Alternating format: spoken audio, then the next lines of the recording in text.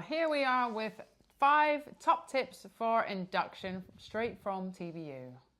Number 1, do not forget about your positioning. It can be really easy to go into having induction and be put on the bed to have, your bits done, whatever you are opting for, with whatever method, and then stay on that bed on your back. Remember, positioning matters when you are giving birth, but it does matter even more when you are inducing your labour. So upright, forward, open, moving, following the directive of your body, making sure that you are not just staying laying down. Yeah, spend some time on a birth ball, get up and walk around.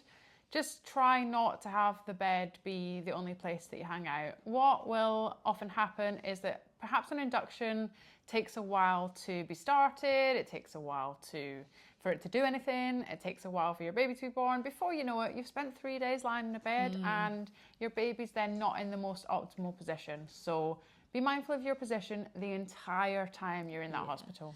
Including if you have an epidural, which often happens during inductions, though that you will, no.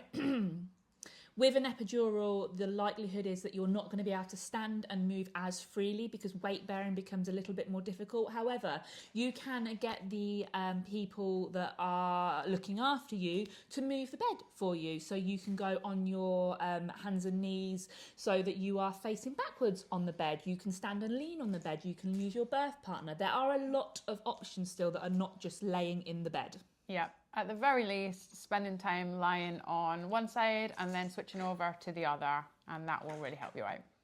And do not forget your environment. So often people have these lovely environments planned for home births or birth centre births, and they've got everything ready to take with them. They're going to make it this lovely, cosy, dreamy environment, and then their plans change and they opt to have an induction for whatever reason, and that all just gets thrown out the window. And we are saying, take that stuff with you, make that hospital into that dreamy birth environment, because it is possible and it will help to support your hormones. When you are being induced, to be honest, you have even more of an opportunity to change your environment because things do take a little bit of time. So do take all that stuff in. You're less likely to use it when you're actually in spontaneous labour because things might happen a bit faster. But when you are being induced, do use that downtime while you're waiting for things to take hold to set up your environment to support those hormones, because you're more likely to have an induction that works and feel more positive about it. Number 3, not all steps of an induction are compulsory. Now that may seem like a bit of a wild thing to hear, but there is a ladder of induction methods. So usually you'll start with X and then you'll move on to this and that. And what people aren't often told is that if you have the pessary, for example, and that doesn't work and they want to put you onto the drip and you desperately don't want to go to the drip, you can say, no, that I don't want to do anymore. I want to go home. At which point, after the pessary, if nothing is happening, you are within your rights to do that. Or say, actually, I'd like a cesarean. And you can do that. It is entirely up to you. You're in charge here. So it might be that that's the way that they normally do it, but that doesn't mean that you've consented to that just by turning up there. You, as Jade said, you may decide to go home if you're thinking, I kind of was thinking that I'd give this a chance and see if it worked, but as it's not, I'd really rather go home and wait for labour to start spontaneously. Or it might be that you think that there's a real need for baby to come out sooner rather than later, and you don't really want to take chance on all these things, and you think, I'll just opt for a cesarean now because then it can be calm, I can have my wishes, and I'm okay with that. Whatever makes you happy, that you feel most positive about, just do that. This is your birth, no one else's, so you call the shots. Number 4, make sure that you believe that this is necessary for you, for your baby, whatever the reason is to kickstart your labour and bring your baby into the world. Make sure that you really believe that that is the best option for you. Yeah, if you are coming away after being induced and thinking, I don't know if I needed to do that, or I feel like that was unnecessary, that can be where the negative feelings come from. Whereas actually, if you look into it, you're told you need to be induced and you go, right, okay, I'm going to go away and look at the reasons for that. You ask all the questions and afterwards you think, yes, I agree, my baby does need to come now, then perfect. That's fab, because believing it can really, really help. Alex was induced first time round, and it's not until you got into this, was it, that you realised, fuck, I didn't need to have them. Yes, and I think that's the thing, is that my induction was great. It went really smoothly. I felt positive about it, but there was always that little niggle because it was only for dates. There was nothing wrong with me, nothing wrong with my daughter. And because everything went so smoothly and I was actually already in early labour when it began, I just kept having those thoughts. What would have happened if I hadn't done that? If I'd have stayed at home, gone into labour spontaneously, had my birth partner with me the entire time, it could have been a real different experience. And we hear that again and again and again from people. Also, it's worth mentioning the sweeps are a form of induction as well. So if you are opting to have a sweep, make sure that you believe that that's necessary and your baby really does need to come along ASAP, because sweeps can start the cascade of interventions, and they are a form of induction.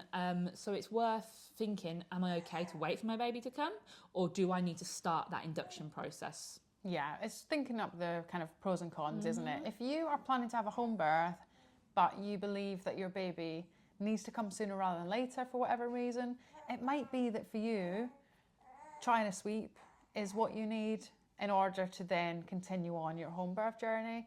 And it might be that actually you don't want to do any of it because you're happy with your progress and you just want to wait for baby to come. And tip number 5, have a cesarean plan ready. Obviously, we're hoping that you are going into this induction and your baby, and you work with the induction and baby comes brilliant. However, we've got to be realistic, and it is fairly regularly that induction will end in a cesarean, because your body is doing a fantastic job at keeping your baby in there, and that's the way we often look at it. If an induction hasn't taken, it's because your body is trying to keep baby in there like it has done. The induction has failed and not the you. person. Absolutely.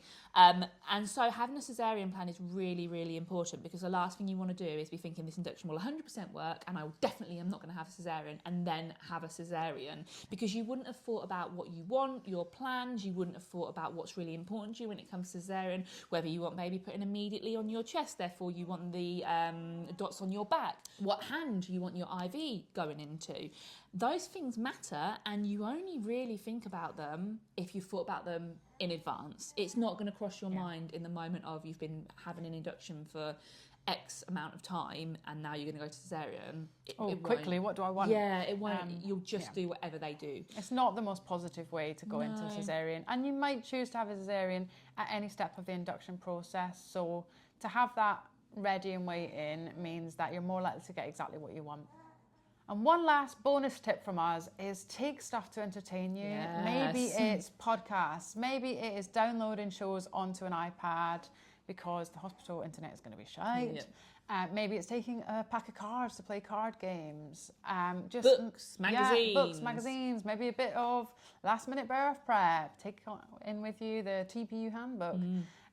But whatever it is, take stuff to entertain you. Don't be sat on the bed waiting for someone to come to you, because what might happen is you get there and they're like, oh, someone will be too shortly. And every time you hear footsteps by the door, you're like, is it me? Is it me? Probably isn't. It probably isn't. It's going to be a wait. So just take stuff, get into doing that, and then when someone turns up, it's a bonus. We hope you have enjoyed this video from us, and also Silas. You may have heard during this a little gurgling baby who sat off to the side here being an absolute babe. If you've enjoyed that, don't forget to like and subscribe, and come and follow us on Instagram, where we prat around the most and give lots of birthing knowledge as well as the being cool and edgy. That is at The Birth Uprising.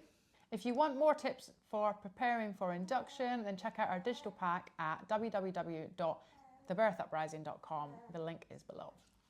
See ya.